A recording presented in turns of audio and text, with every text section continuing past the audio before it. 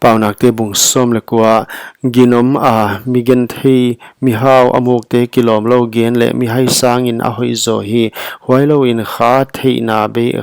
na be a om ding a hoi ke huan kwa pe a he man gang a hial na khi mi hing hai na in lam alampi a hi sia a huan alung tang in topa a he khi house na in lam alom te tampi a be la pa himale alom a ki pan mi gen thei khen in a om thei pi taklo god lo in a om ke ding huan kwa pe uzaw gen aswak ta ke ding mi tampi in misiam de sang na angien ding wa huan mi chi thilpiak te pia a ding in lom a hi mi gen thei u naw te teng in ama a huwa wa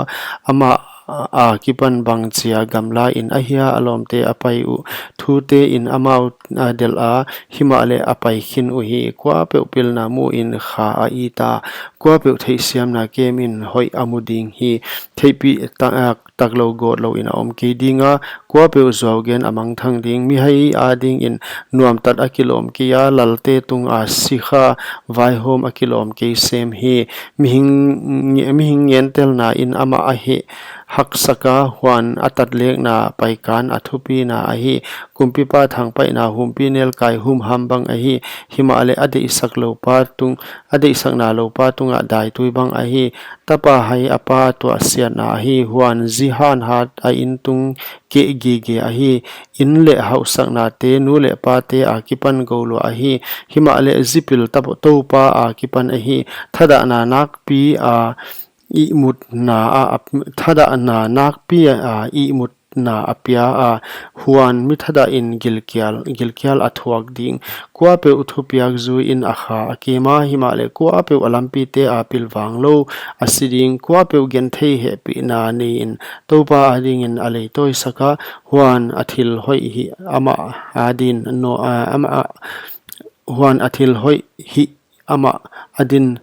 non ding lamet na a om lai in natapa so in huan aka ziakin nakha in aka ziakin nakha in khol san moken nak pi taka thang pai mi in go na thuak ding ama nahut khia kele natu nahi kik non natu na hi kik non kul ding a hingal a thupa za in la hil na sangin nahin khwana nung a napil thei na ding in mi hing lung tanga thugel tampi a oma himale topa thu hil na huai ma ading ding hi mi hing du thu sam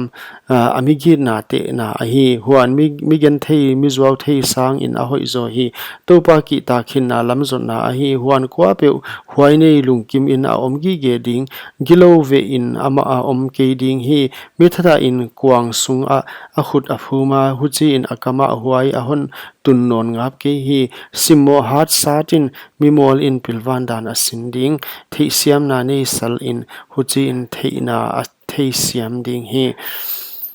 kwa pe apatunga hiam gam a anu del mang zum na omsak le simmo na tun tapa a hi theina thu te akipan alampial lelding hi akatapa hilna zak topin thei pi mi phatwam na nei lo in vai hom na asimmo huan mi gilo kam in thulim lo na anom wal hi mu sit hat mi ading in vai hom na te bol kholsa hi mi hai nung zang ading in vuak tan na te